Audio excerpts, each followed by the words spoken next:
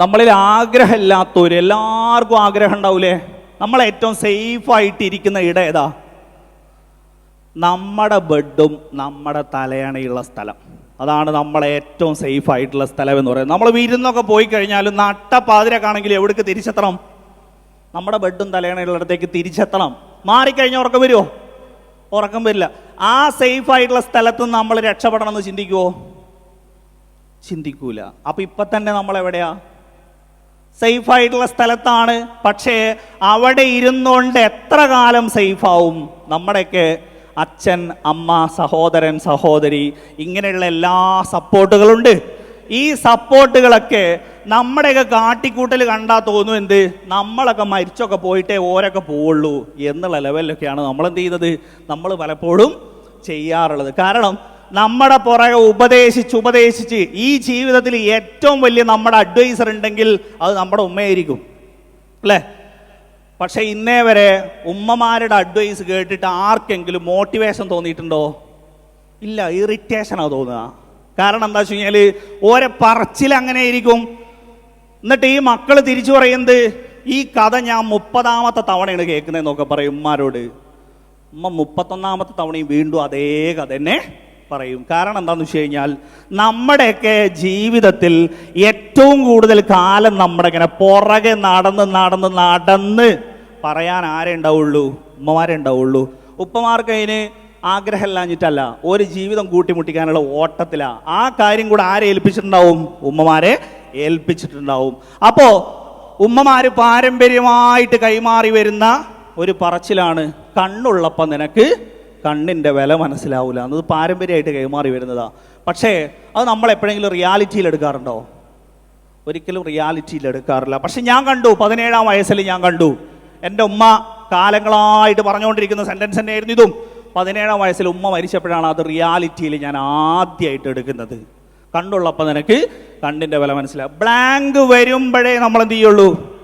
നമ്മളൊരു വിശ്വസിക്കണം എന്നുണ്ടെങ്കിൽ നമ്മുടെ ലൈഫിലേക്ക് ഒരു പ്രതിസന്ധി വരുമ്പോഴേ നമ്മളെന്ത്, ഇപ്പം ഞാൻ പറയുകയാണ്, നിങ്ങളെന്ത് ന എന്ന അക്ഷരം പറയുമ്പോൾ നിങ്ങളുടെ നാക്ക് മുകളിൽ മുട്ടൂല എന്ന് ഞാൻ പറഞ്ഞു കഴിഞ്ഞാൽ ഇവിടെ ഇരിക്കുന്ന 90% ആളുകളും ഇപ്പം എന്ത് ചെയ്തിട്ടുണ്ടാവും? എന്ന് പറഞ്ഞു നോക്കിയിട്ടുണ്ടാവും. മുട്ടുണ്ടല്ലോ, പിന്നെന്താ ഇയാളില്ല എന്ന് പറയണോ എന്നുള്ള ലെവലിൽ നിങ്ങൾ ചെക്ക് ചെയ്ത് നോക്കിയിട്ട് നിങ്ങളുടെ അനുഭവത്തിൽ മുട്ടെന്ന് തെളിഞ്ഞപ്പോഴാണ് നിങ്ങൾ എന്ത് ചെയ്യുന്നത്? നിങ്ങൾ വിശ്വസിക്കുന്നത്. എന്ന പോലെ തന്നെയാണ് എല്ലാ കാര്യങ്ങളും. നമ്മൾ നമ്മുടെ ജീവിതത്തിൽ ഇതൊന്നും വരില്ല. ഇപ്പോൾ നമ്മളെന്ത് ചെയ്യാണ്? ബൈക്ക് ഓടിച്ച് ആക്സിഡൻ്റ് ആയൊരു വാർത്ത കണ്ടു.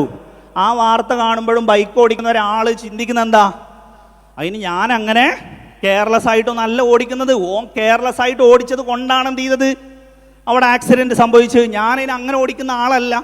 ഇനി വേറൊരാളുടെ തലയിലേക്ക് മരം വീണു, അത് അയാളുടെ അശ്രദ്ധ കൊണ്ട് ഞാനതിന് അങ്ങനെ മരത്തിലോട്ടിൽ എന്ത് ചെയ്യാറില്ല, പോയി നിൽക്കാറില്ല. ഹെയ്ത്തിയിൽ ഭൂകമ്പം നടന്നു, അത് ഹെയ്ത്തീൻ്റെ പ്രശ്നം, ഹെയ്ത്തിയിലായതുകൊണ്ട് ഇവിടെ ഇതിന് അങ്ങനെ എന്ത് ചെയ്യൂല, അങ്ങനെ ഭൂകമ്പമൊന്നും ഉണ്ടാവില്ല. ഞാൻ നിങ്ങളൊക്കെ അലാറം വെക്കാറില്ലേ രാവിലെ എണീക്കാൻ, അല്ലേ? അലാറം അടിക്കുന്നുള്ളത്, ചാർജ് ഉണ്ടെങ്കിൽ അടിക്കുന്നുള്ളത് 100 അതിനും മേലെ ഉറപ്പാ. പക്ഷേ ഞാൻ തന്നെ ഓഫാക്കുന്ന എത്ര % ഗ്യാരണ്ടി ഉണ്ട്? നമ്മൾ അലാറം വെച്ചിട്ട് ഞാൻ തന്നെ ഓഫാക്കുന്ന എത്ര % ഗ്യാരണ്ടി ഉണ്ട്? 1% ഉണ്ടോ? ഇല്ല. അലാറം വെച്ച് എത്രയോ ആളുകൾ ഓഫാക്കാനില്ലാതെ ഇവിടുന്ന് മരിച്ചു പോയിട്ടില്ലേ എന്ന് വിചാരിച്ചിട്ട് നമ്മൾ ഉമ്മാനോട് പറയാറുണ്ടോ, ഞാൻ 6 മണിക്ക് അലാറം വെച്ചിട്ടുണ്ട്, ഞാൻ ഓഫാക്കാൻ, അല്ലെങ്കിൽ നിങ്ങൾ ഓഫാക്കാൻ കേട്ടോ, അല്ലെങ്കിൽ ഞാൻ അവിടെ മയ്യത്ത് കിടക്കുന്ന സമയത്ത് അത് ഇങ്ങനെ അടിച്ചുകൊണ്ട് നിൽക്കും നമ്മൾ പറയോ? നമ്മൾ പറയൂല. അത് റിയാലിറ്റിയിൽ സംഭവിച്ചൂടെ എന്ന് വിചാരിച്ചിട്ട് നമ്മൾ അതിൻ്റെ പുറകെ പോകാറുണ്ടോ? ഇല്ല. നമ്മുടെ പ്രതീക്ഷ എന്താ? ഞാൻ തന്നെ സ്നൂസാക്കാനുണ്ടാവും, 5 മിനിറ്റ് നീട്ടിവെക്കാനും ഞാൻ തന്നെ ഉണ്ടാവും, പിന്നെയും കടന്നുറങ്ങാനും ഞാൻ തന്നെ ഉണ്ടാവും. പ്രതീക്ഷകളാണ് നമ്മളെന്ത് ചെയ്യുന്നത്, നമ്മളെ കൈപിടിച്ച് ഉയർത്തുന്നത്. എന്നാൽ നമ്മുടെ കഴിവിൽ നമുക്ക് എത്ര പ്രതീക്ഷ ഉണ്ട്?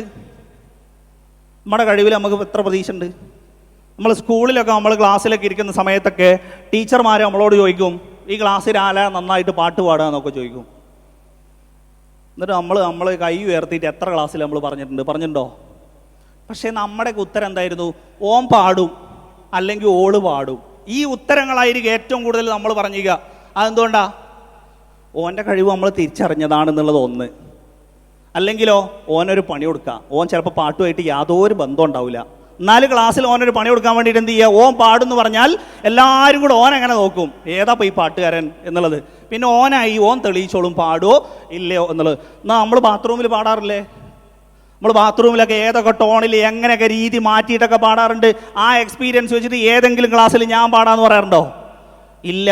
ഞാൻ പറയുന്നത്, നമ്മളോട് ചോദിക്കുകയാണ് ഒരു ടീച്ചർ, നിനക്കൊന്നും ഒരു കഴിവും ഇല്ലേന്ന് ചോദിച്ചു കഴിഞ്ഞാൽ നമ്മളെ മറുപടി എന്താ?